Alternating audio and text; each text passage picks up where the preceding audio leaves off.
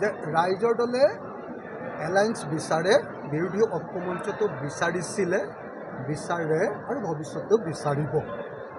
কাৰণ বিজেপিক প্ৰতিহত কৰাৰ কাৰণে আটাইতকৈ ডাঙৰ মেজিকটোৱে হ'ল এলায়েন্স। কিন্তু আমি দেখিছোঁ যে গৌৰৱ গগৈ বা কংগ্ৰেছে এলায়েন্সটোৰ পক্ষত অৱস্থান লোৱা নাই।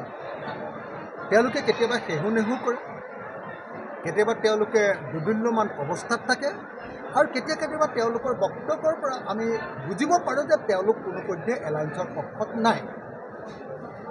আমি দেৱব্ৰত শইকীয়া আৰু গৌৰৱ গগৈৰ কালি আৰু পৰহিৰ বক্তব্যৰ পৰা আকৌ এবাৰ নিশ্চিত হৈছোঁ যে আজিৰ দিনটোলৈকে কংগ্ৰেছে আচলতে এলায়েন্স কৰিবৰ কাৰণে প্ৰস্তুত হোৱা নাই। কিন্তু ৰাইজৰ দল আৰু অন্যান্য দল, ৰাইজৰ দল, অসম জাতীয় পৰিষদ, CPI, CPM, CPIML, APSLC, এই আটাইবিলাক ৰাজনৈতিক দল, আমি বিৰোধী ৰাজনৈতিক দলবিলাকে আটাইয়ে এলায়েন্স বিচাৰে। কিন্তু কংগ্ৰেছে কিবা এটা ৰহস্যজনক কাৰণ, তেওঁলোকৰ নিজৰ কিবা অংক, তেওঁলোকে এলায়েন্সটো এতিয়ালৈকে বিচৰা নাই। সেইকাৰণে মই আজিকালি এলায়েন্সৰ কথা সুধিলেই আপোনালোকক সদায় এটাই কথা কওঁ যে এলায়েন্সৰ কথা আমাক সুধি লাভ নাই, আমি এলায়েন্সৰ পক্ষত। এলায়েন্সৰ কথা আপোনালোকে কংগ্ৰেছক সোধক, আপোনালোকে এলায়েন্সৰ কথা গৌৰৱ গগৈক সোধক। গৌৰৱ গগৈ এলায়েন্সৰ পক্ষত এতিয়ালৈকে অৱস্থান লোৱা আমি দেখা নাই। এলায়েন্সৰ পক্ষত তেওঁ মুকলিয়াকৈ কথা কোৱা নাই। গতিকে আপোনালোকে যদি এলায়েন্সৰ কথা কিবা পাতিব লাগে, আন সকলো বিৰোধী ৰাজনৈতিক দল ঐক্যমতত আছে, কেৱল আৰু কেৱল কংগ্ৰেছে এতিয়ালৈকে ঐক্যমতত নাই। গতিকে কংগ্ৰেছে মুখ ফালি একো কথা কোৱা নাই। গতিকে কংগ্ৰেছক বা গৌৰৱ গগৈক আপোনালোকে কথাটো সুধিলেই গম পাই যাব। আৰু গৌৰৱ গগৈ আৰু দেৱব্ৰত শইকীয়া বা কংগ্ৰেছ নেতৃবৰ্গৰ যি বডি লেংগুৱেজ চাই আপোনালোকে নিশ্চয় ধৰিব পাৰিছে যে তেওঁলোক এলায়েন্সৰ পক্ষত আছে নে নাই। বাকী কথা আমাৰ একো ক'বলগীয়া নাই। আৰু এলায়েন্সটো ৰাইজৰ দলে অখিল গগৈক জিকিবৰ কাৰণে কৰা নাই। দেৱব্ৰত শইকীয়াই কৈছে যে 4-5টা সমষ্টিতে শিৱসাগৰ আৰু আপোনাৰ কি কয় আমাৰ চৰাইদেউ 2টা জিলাতে, শিৱসাগৰ আৰু চৰাইদেউ 2খন জিলাতে 5টা বিধানসভা সমষ্টিতে তেওঁলোকে নিৰ্বাচন কৰিব। শিৱসাগৰত তেওঁলোকে বিধানসভাত কংগ্ৰেছে প্ৰাৰ্থিত্ব দিব, সেইটোক লৈ মই একো চিন্তিত নহয়।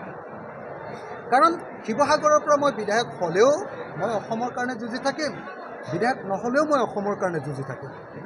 126জন MLAৰ ভিতৰত মইতো আটাইতকৈ বেছিকৈ মাত দিওঁ। আজি বিধায়ক হ'লে মই বিধানসভাৰ ভিতৰত মাত দিম, আৰু বিধায়ক যদি মই নহওঁ তেতিয়াহ'লে মই বাহিৰত মাত দিম। মই অসমৰ সঁচা কথা ক'বলৈ গ'লে বিৰোধীসকলৰ আটাইতকৈ বেছিকৈ মাত দিয়া মানুহ। গতিকে মোৰ কাৰণে এইটোৰ কোনো পাৰ্থক্য নাই। কিন্তু যদি এটা বিৰোধী ৰাজনৈতিক দলৰ সভাপতিৰ ঠাইতো যদি এটা বিৰোধী দলে কেণ্ডিডেটছাৰ দিম বুলি কয়, প্ৰাৰ্থিত্ব দিম বুলি কয়, তাৰ অৰ্থটো হ'ব তেওঁলোকে এলায়েন্স বিচৰা নাই। আৰু সেই কথাটোৰ এটা যেতিয়া স্পষ্টীকৰণ দিবলৈ কৈছিলোঁ, তেতিয়া গৌৰৱ গগৈয়েও কৈছে যে তেওঁ দেৱব্ৰত শইকীয়াৰ কথাটোকে সমৰ্থন। তাৰ অৰ্থটো এইটোৱে নিশ্চয় যে এই মুহূৰ্তলৈকে কংগ্ৰেছ দলে বিৰোধী ৰাজনৈতিক দলবিলাকৰ লগত একলগ হ'ম বুলি ভবা নাই। তেওঁলোকে অকলশৰীয়াকৈ তেওঁলোকৰ কাম কাজ কৰাৰ কথা চিন্তা কৰিছে। তেওঁলোকৰ কাৰণে তেওঁলোকৰ দলৰ সংগঠন বৃদ্ধি কৰাটোৱে মূল। কিন্তু ৰাইজৰ দলৰ কাৰণে দলৰ সংগঠন মজবুত কৰাটো মূল কথা নহয়। ৰাইজৰ দলৰ কাৰণে মূল কথাটো হ'ল 2026 চনত বিজেপিক পৰাভূত কৰা। বিজেপিক পৰাভূত কৰাটো আমি জাতীয় দায়িত্ব বুলি ভাবোঁ, অসমৰ মানুহৰ কাৰণে গুৰুত্বপূৰ্ণ কাম বুলি ভাবোঁ, মহান কাম বুলি ভাবোঁ। আৰু কংগ্ৰেছ দলে বিজেপিক পৰাভূত কৰাটো নহয়, কংগ্ৰেছ দলক জিকোৱাটোহে তেওঁলোকৰ গুৰুত্বপূৰ্ণ কাম বুলি ভাবে, যি কাৰণত কংগ্ৰেছ দলে এতিয়ালৈকে এলায়েন্সৰ পক্ষত অৱস্থান লোৱা নাই। সেইকাৰণে মোক যদি আপোনালোকে এলায়েন্সৰ কথা কয়, মই এটাই কথা ক'ম, আপোনালোকে মোক নুসুধিব, কংগ্ৰেছক সোধক, আপোনালোকে গৌৰৱ গগৈক সোধক। আজিৰ দিনটোত গৌৰৱ গগৈকহে এলায়েন্সৰ পক্ষত নাই, আজিৰ দিনটোত দেৱব্ৰত শইকীয়াকহে এলায়েন্সৰ পক্ষত নাই।